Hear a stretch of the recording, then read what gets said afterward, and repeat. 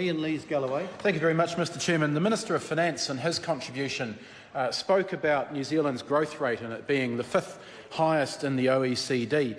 And it's true that our growth rate is 3.4% or around 3.5%, and that looks very impressive until you dive into the numbers. Because people who are trying to feed their kids or put a roof over their home or get their kids to school don't really care about a growth rate of 3.4%. They want to know, have they got a job?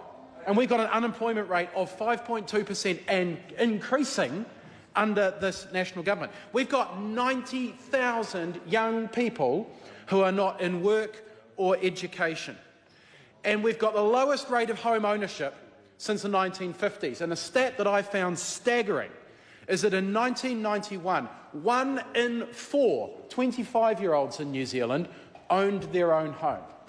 Today, it is 1 in 20. These are the figures that really matter. These are the things that make people's lives more or less comfortable, that give people an opportunity to get ahead or not.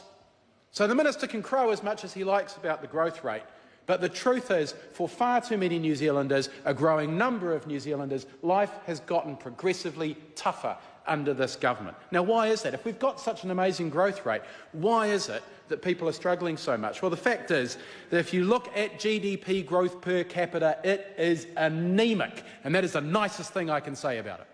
Because at 0.4%, growth per capita is not delivering improved lives for ordinary Kiwis. So the only thing that is making our economy grow at the moment is population growth. We've got more people, therefore the economy is bigger.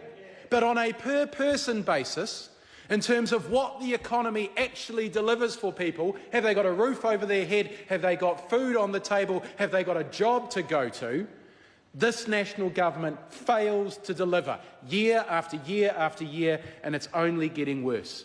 Mr Speaker, we have to address the elephant in the room around population growth, because the thing that is driving population growth is immigration.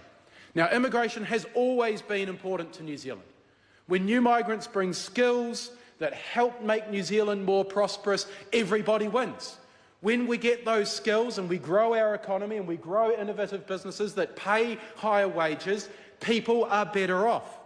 But unfortunately, the Minister who's in the chair at the moment is responsible for this, as is Bill English. We've got an immigration system at the moment that is being completely abused by the National Party.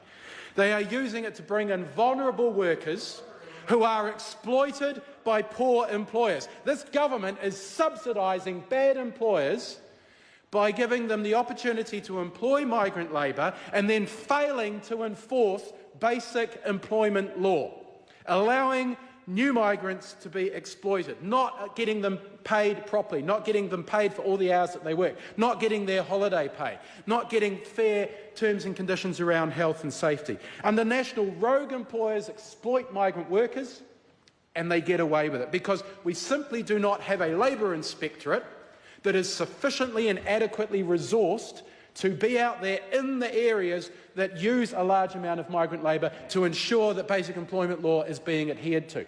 For goodness sake, in Marlborough, where we have one of the highest concentrations of low-skilled, low-paid migrant labour in New Zealand, there is an absolute paucity of labour inspectors. In Blenheim, there isn't one. There isn't one.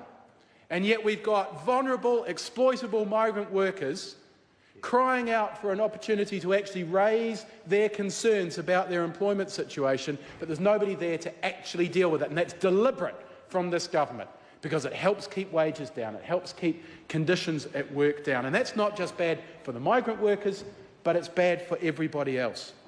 It is time that we get our immigration system back on track, focused on the skills that will grow our economy, that will grow our innovative businesses and create opportunities not just for our new migrants, but for everybody in New Zealand. And we also need to make sure that our population growth is at a sustainable rate that our infrastructure can keep up with.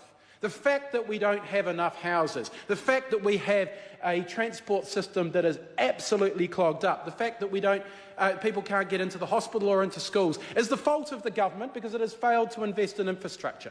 But it is being caused by our population growth. It is time to take a pause and get our immigration system back on track. Chairman. The Honourable Michael Woodhouse.